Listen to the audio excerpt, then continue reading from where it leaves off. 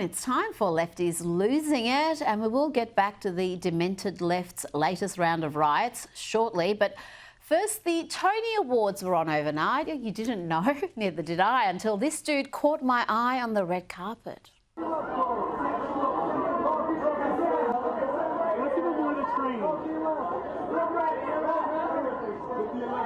Stunning and brave. That's Cole Escola, who beat out the likes of George Clooney and John Michael Hill to win the Tony for Best Leading Actor. And the media were, of course, keen to trumpet the fact that he was the first openly non-binary artist to win Leading Actor. Yes, a groundbreaking night, and the publications were also keen to mangle the English language to respect Escola's they-them pronouns. USA Today reported they are now the first non-binary performer to win in that Tony category. I mean, are they multiple people? It was a piece just rendered nonsensical with deliberate grammar crimes. And let's not forget the non-binary dude here says he prefers they-them pronouns, but was nevertheless very happy to be nominated and win the very gendered Best Leading Actor award.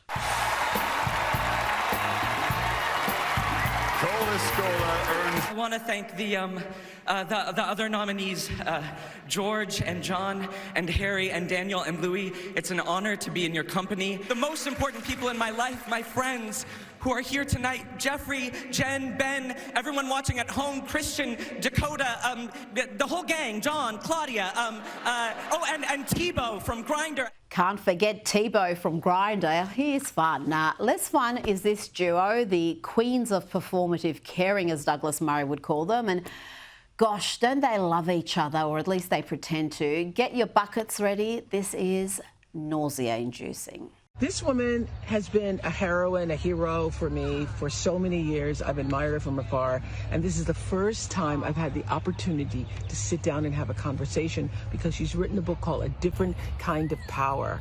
And I love that you call it that, because the different kind of power is kindness.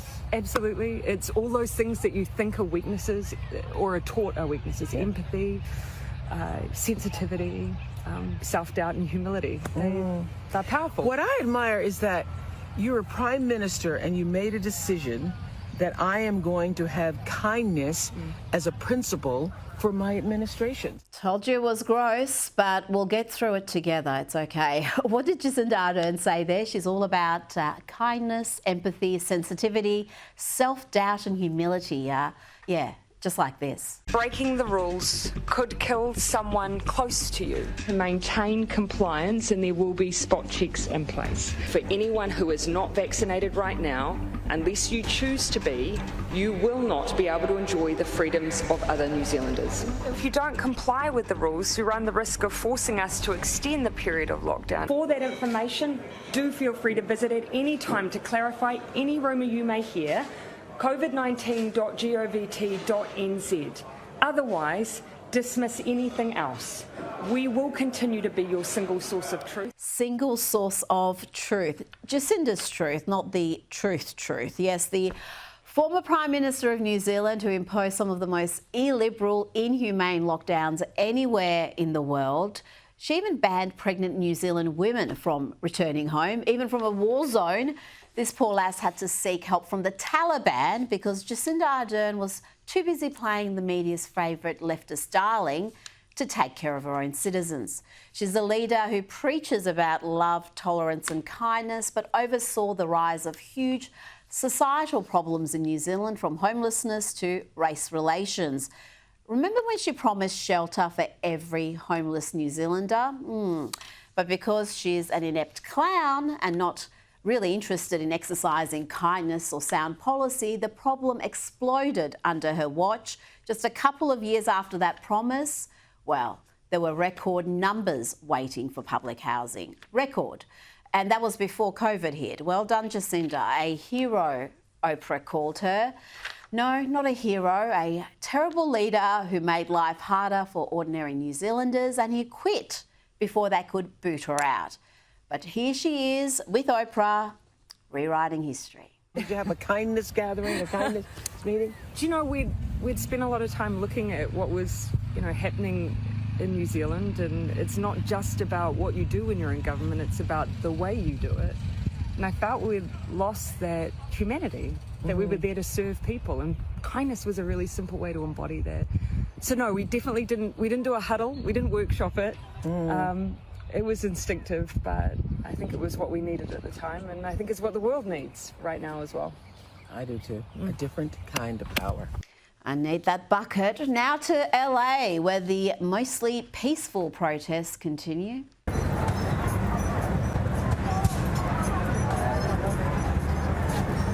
And as you saw there, they continue to fly the Mexican flag.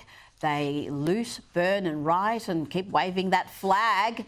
And they're still burning the American flag.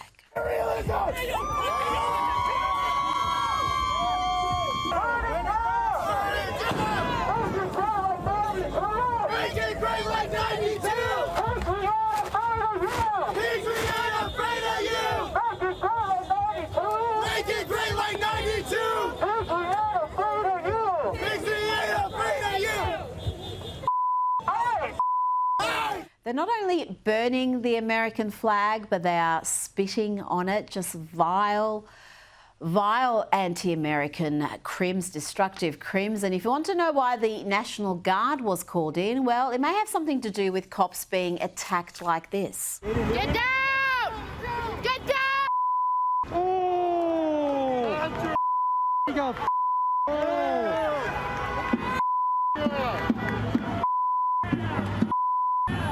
oh my God, he got Yeah, that looks like attempted murder, but the Mayor, Karen Bass, is more concerned with ICE. She wants immigration officials to stop doing their job. Administration, and if you could speak to them, what would you say right now? I would say stop the raids. Stop the raids, period. I would say give the power back to our governor, and if we need the National Guard, we can do it in their normal circumstances, which is the request is made local and the governor decides or not to grant that to our city. And it's not just the mayor. Democrats across the US are disgracing themselves by standing with the lawless thugs rather than the rule of law. Here's Democrat Congresswoman Pramila Jayapal. Donald Trump calling out the National Guard unconstitutionally, illegally, without the governor's authorized approval. As Jaime said, that's something that has not happened since 1965. And it's hard to imagine that this time the National Guard were sent out to attack protesters that were exercising their constitutional obligation. Constitutional obligation, yes, she said that. These people are nuts and they are determined to lose. This issue is a loser for the Democrats every day of the week and twice on Sundays. But Congresswoman Jayapal wants to see more of this craziness. It's apparently good for the country. It is actually in the interest of all American people to stand up for these rights. They know that dividing us is what will make them strong. She's as mad as a cut snake, and so is this dude, Senator Chris Murphy. And obviously, this is a moment where we have to be on the streets all over the country to protest what's happening to our immigrant community, but more broadly to protest what's happening to our democracy. This is the most corrupt administration in the history of the country, and we are going to rise to this moment by being out there on the streets. But ultimately, I think the country sees what Donald Trump is trying to do here. He's looking for a fight. There's nothing in what he is doing that is about peace or about restoring order. Donald Trump started the fight. Was he the one who told these thugs to attack police, burn cars, loot stores, riot across LA? And Trump's called in the National Guard not to restore order, but to continue the fight. Genius work there from the Democrat on MSNBC.